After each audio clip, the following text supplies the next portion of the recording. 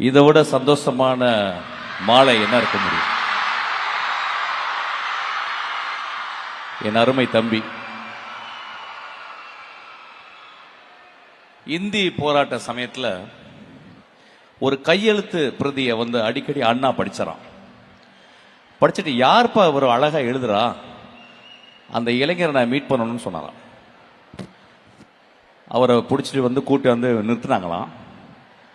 அண்ணா பார்க்கும்போது ஒரு 14 வயசு பையன் நின்றாராம். அவர் தான் மு. கருணாநிதி.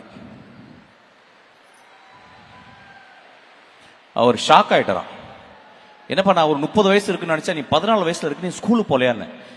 இல்லைங்க அண்ணா, நான் ஸ்கூலுக்கு போறது இல்லை அப்படின்னாராம். அதெல்லாம் வேணாம், முதல்ல நீ ஸ்கூலுக்கு போ, அதுக்கப்புறம் தான் அரசியல், அதுக்கப்புறம் தான் போராட்டம்னாராம். வீட்டுக்கு வந்துட்டாராம். அண்ணா சொன்னதை தட்ட முடியாது. ஆனால் வீட்டுக்கு யோசிச்சுட்டு, அண்ணா சொன்னதை தட்ட முடியாது, ஆனால் நான் தட்டுறேன், அது அண்ணாக்கு தெரியாமல் இருக்கணும். கடைசி வரைக்கும் ஸ்கூலுக்கே போகலையும். அவர் ஸ்கூலுக்கு போகாமல் வாழ்ந்ததுனால தான் நீங்க எல்லாம் ஸ்கூலுக்கு போறீங்க. இதை மறக்கவே கூடாது.